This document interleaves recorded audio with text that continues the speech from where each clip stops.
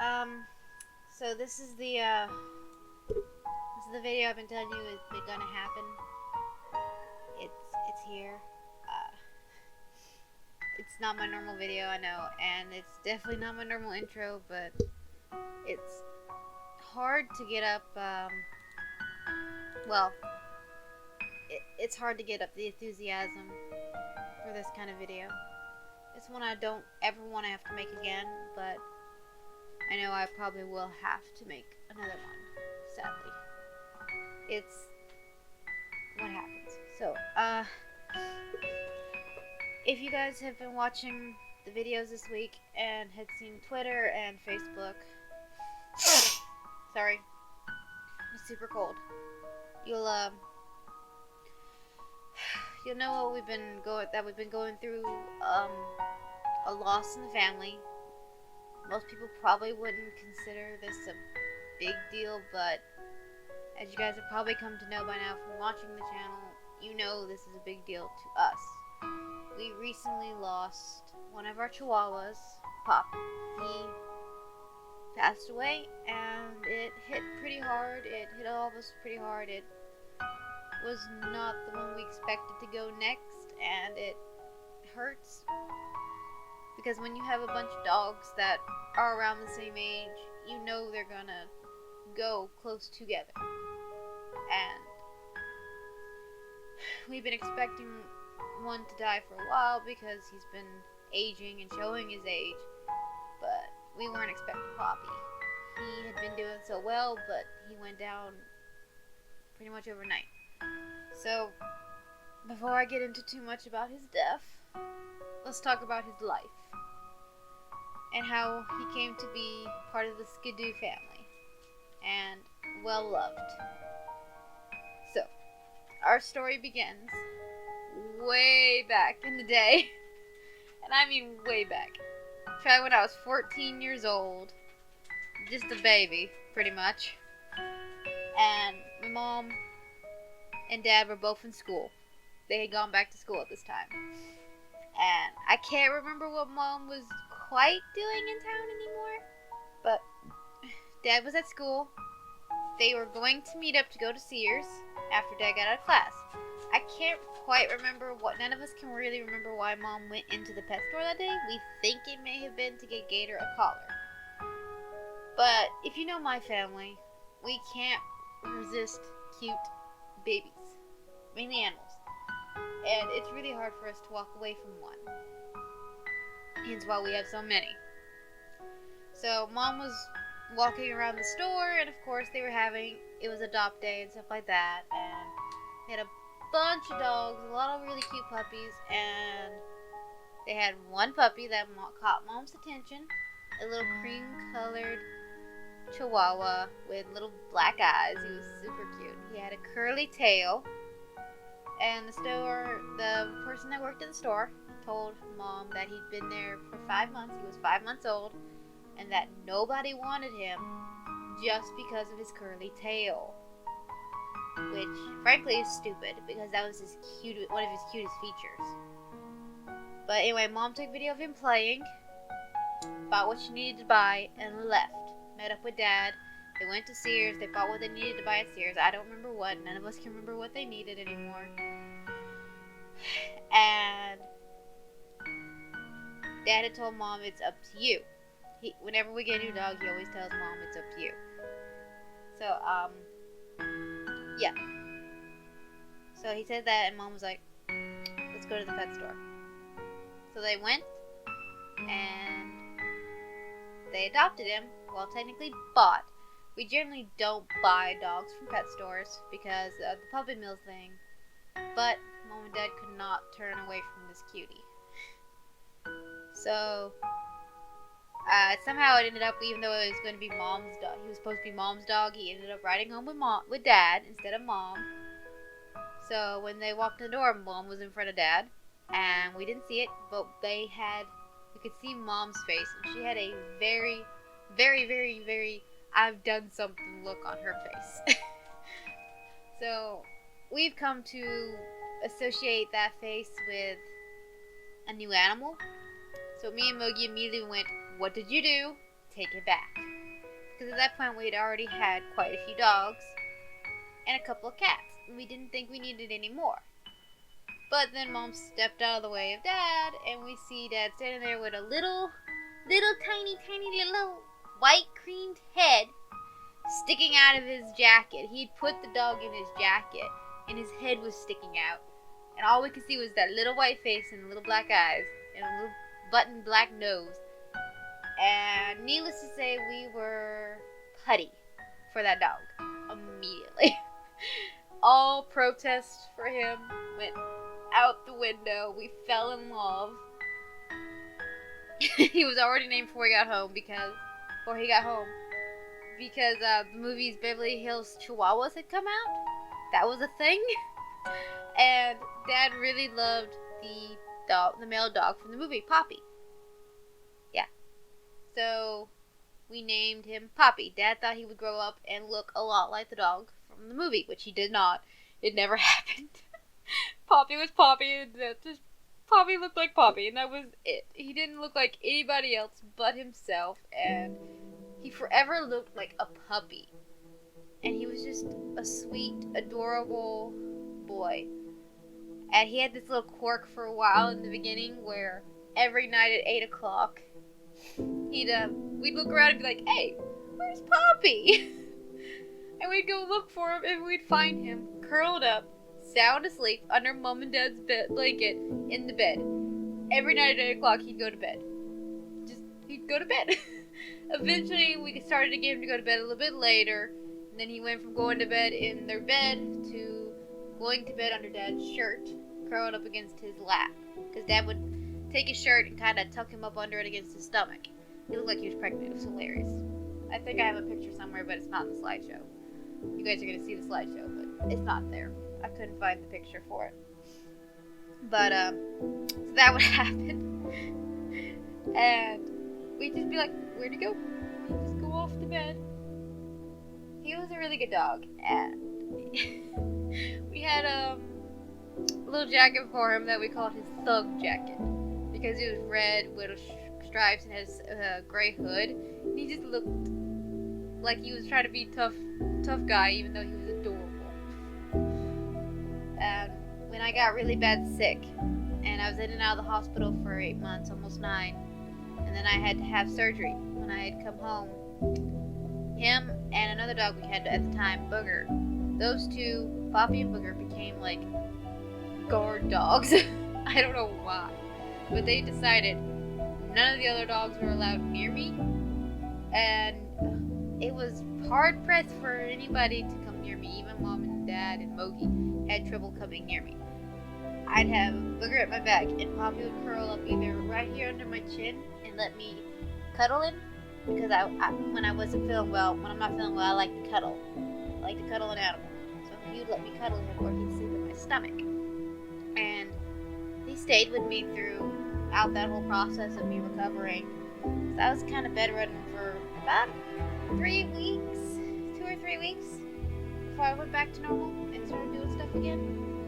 So he stayed with me throughout all that. He always had a special way of welcome us home. He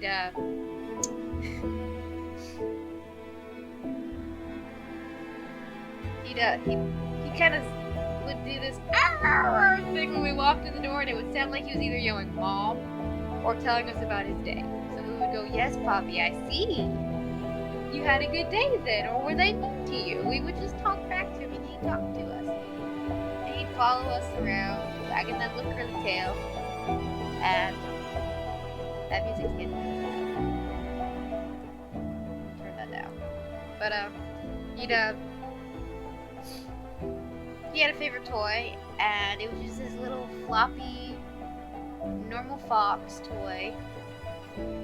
And he'd pick it up and he'd walk around in circles, wagging the tail, carrying it to you, wanting you to pick him up. And if you touch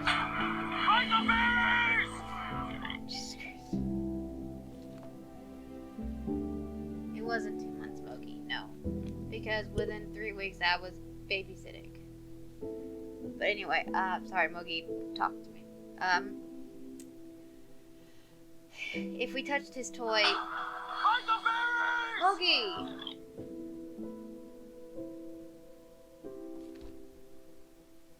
If we touched his toy...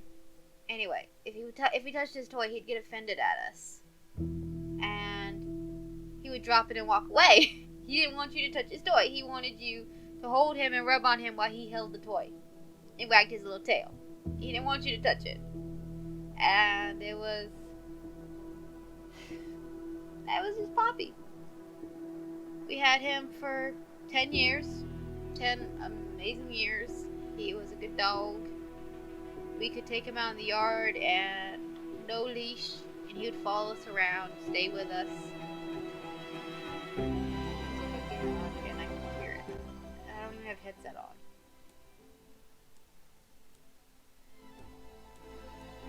Sorry about that. That should be quiet for you guys. I don't try not to follow your earbuds and all. But I'm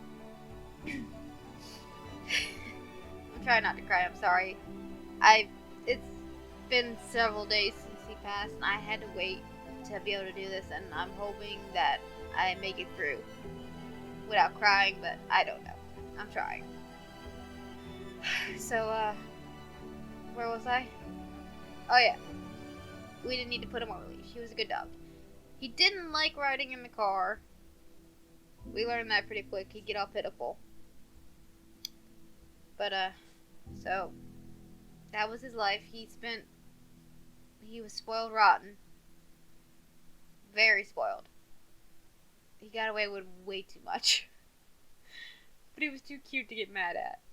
And he felt like you know how puppies are super soft skinned and just smushy feeling?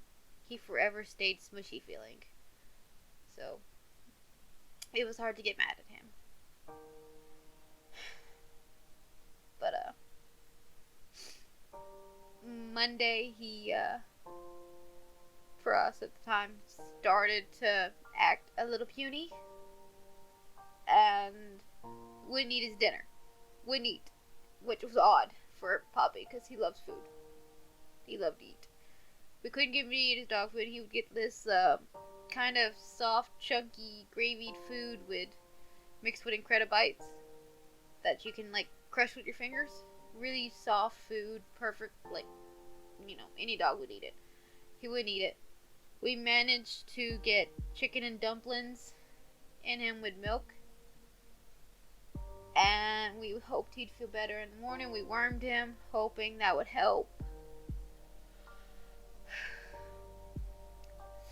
Tuesday, there was not much change. He still acted puny. We continued to try to give him milk. We tried giving him milk and egg, which is an old at-home recipe for dogs. If you don't know, milk and egg can actually really help. A raw egg with milk can really help a dog. I give milk and egg to Slip pretty much once a month because he gets puny once a month, and it makes him feel better. But Poppy wouldn't eat it, and he didn't like the raw egg, so he wouldn't eat it. So he didn't get that.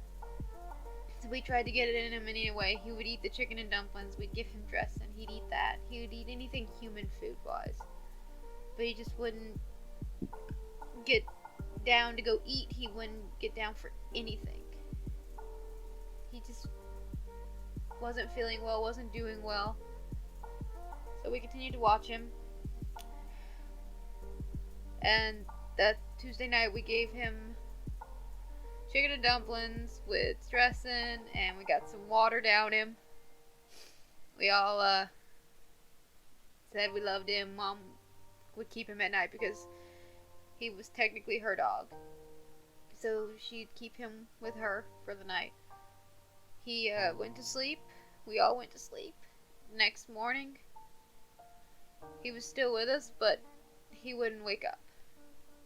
It was like he was in a coma. No matter what we did, he just wouldn't wake up. We tried getting him to wake up to eat. We tried waking him for a drink. We tried to wake him.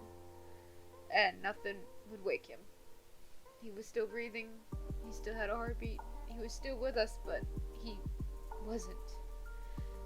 So, we knew that we weren't going to have him much longer at that point for Wednesday morning. So we just were keeping an eye on him, trying to wake him at intervals to see if we could get him to eat or drink anything. But Wednesday afternoon, a little after 12, he passed on. And it was not what we ever wanted to happen. We're grateful he went. Darn it. Gosh darn it.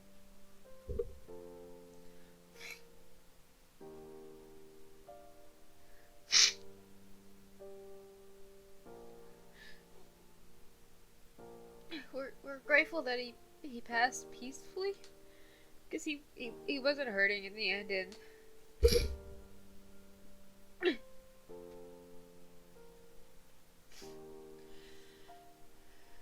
we know he knew he was loved because he was rotten, and he wasn't alone. We did not leave him. Nobody left him. He stayed. We stayed with him, but he's gone now, and it's hard to think about him still, but we're trying to only look at the bright side, at the good that we had with him, the memories, and all of that, but it is hard. We didn't have him as long as I wish we could have. 10 years sounds like a lot, but in hindsight it's not. 10 years flies by so fast. And it's just hard, and I've been trying my best to not cry and to not be sad, but it is what it is. It's a death, and it hurts in our heart, and we've slipped up so many times trying to go about our daily lives, almost talking to him, looking for him, waiting for him. We're almost fixing his bowl to feed him. So it's an adjustment we hoped would never come, but all knew would one day happen. And that's why I'm doing this video, because last year when we lost Frank and Butter back to back, making these videos helped me feel better. And I'm hoping not only will this honor him like I did for those two, but it'll ease some of the hurt from my heart. Because he's at peace, and we will see him again one day. And I know it. He's waiting for us, and he'll wait however long it takes for us to go of old age. And I know that. So, I've gone on for like 20 minutes now. I didn't mean to go on for this long. Loki will probably edit it down, hopefully, because yikes. So, I'm gonna let you guys go and enjoy the slideshow of our dear Poppy, and so you can get a peek into his life and what he was and who he was and how dear he was to us. So thank you guys so much for watching. Bye.